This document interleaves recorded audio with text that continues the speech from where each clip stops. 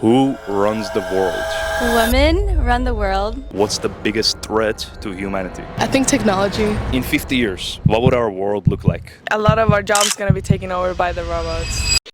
Who runs the world? Powerful men and women as well in leadership. Girls, Why do you say girls? because we do run the world. Women run the world. The government runs the world. Rich people run the world. That's a very vague answer. Who's actually behind the scenes pulling the strings? The Illuminati? It's rich people who are more influenced if there's more money involved. God. People who believe in God. The 10 most powerful leaders in the world, they usually get to decide the economic waves of the world in general, who gets to wage war and who doesn't. Anybody who's in power, the government. Do you think government is the highest form of power? Yes, 100%. I would say youth runs the world as we're, the next generation. I would say majority conservative men run the world. Conservative views are taking over. I believe kids are the ones that are indirectly already running our world. So you believe the voice of the young generation is the most powerful? Yeah, because that's who we need to adapt ourselves to. In my opinion, in my little world, I do believe that the leadership and the authority is God. This world is ruled mostly predominantly by people who want you to fear God as opposed to actually embracing God. Do you think you need to fear God in order to respect God? Because respect comes from fear. Naturally, human beings are competitive, so I think we use fear as a tool, but then there's also coming from a religious background. When you don't fear God, you're like, you're not really trying to save or help the world. I think everyone can agree that there's good and bad. Yeah, and I think both good and bad runs the world. Now we know who's running the world, but I wanted to know what is the biggest threat to humanity. What's the biggest threat to humanity? I think ignorance. Why did you say ignorance? There's a phrase where we all hear ignorance is bliss, and a lot of people don't want to know the truth. I think a lot of people don't want to be sober with the reality. Technology, climate change, diseases, but I think mainly technology is going to take over in the next 50 years. There's AIs and computers that are taking over and also taking up jobs. I think technology, especially what's going on with AI and everything like that, I feel like it's very much evolving very fast.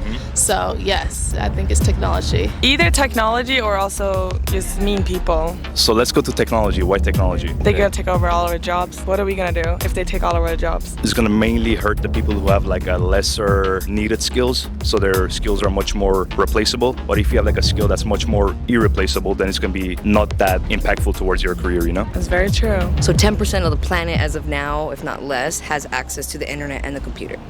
That's insane. Only 10%. That means that we have access to technology, but we're part of that 10% of the entire world. And then there's deforestation, which means people are cutting down trees instead of building trees, like Amazon, and everything is in danger. The biggest one so far is expanding economies. I think when we look at, for example, capitalism, it's the idea one has to succeed, but not everyone can succeed. At this point, millions of people starving, so billionaires can exist. I have a hate-love for AI. Let's start with the love.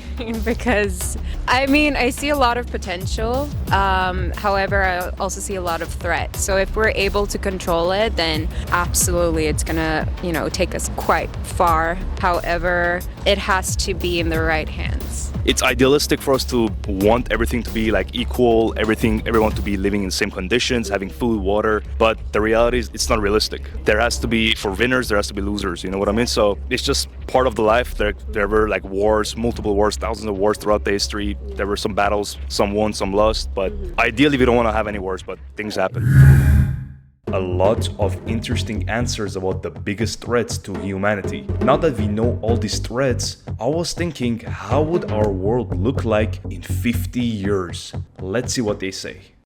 What would our world look like in 50 years? A lot of things will change in a sense of politics, ideas, fashion, technology, the practical things again. Of course. But I think as human beings, though, it never change. And why I say that is because I went to school for theology, and we learn a lot about history. And again, the physical things always change, but it's always the same themes when it comes to the human heart. We're always fighting for freedom and power and love and hope. And so I don't think much will change, to be honest. it's an endless cycle. It's like the same battles, but like different people. Yeah, different people, but it's the same things. Honestly, I think a lot of our jobs is going to be taken over by the robots. Be careful for the robots. Metaverse, that's where we're going to be in 50 years. The computers are going to take over technology. Everyone's going to rely on technology because the robots are literally built to cater to human like services and needs. So eventually down the line, like, we won't be able to do things ourselves. There's tons of money in what is like STEM research to be able to like, eliminate the carbon in the air and recycle it instead of us like being poisoned all the time. There's going to be quality control with climate control and like radiation.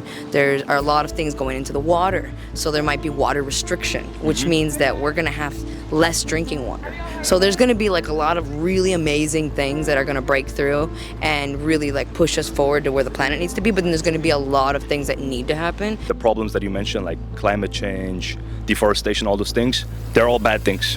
But my concern is that a lot of them are used as like a Trojan horse. They're using those tactics to promote things. It's very bureaucratic, unfortunately. Hopefully we're still here with the way climate change is looking. You mentioned climate change a lot. Do you think a lot of it is contributed by humans, or do you think maybe it's more related by just the nature itself? We can't sit there and say climate change does not exist, right? I believe it exists.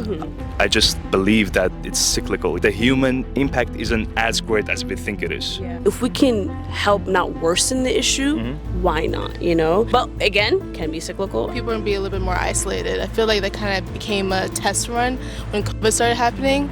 Technology-wise, I feel like some people are going to realize half of the technology we use we don't really need and then take a step back from it. And 50 years from now, if we're still alive.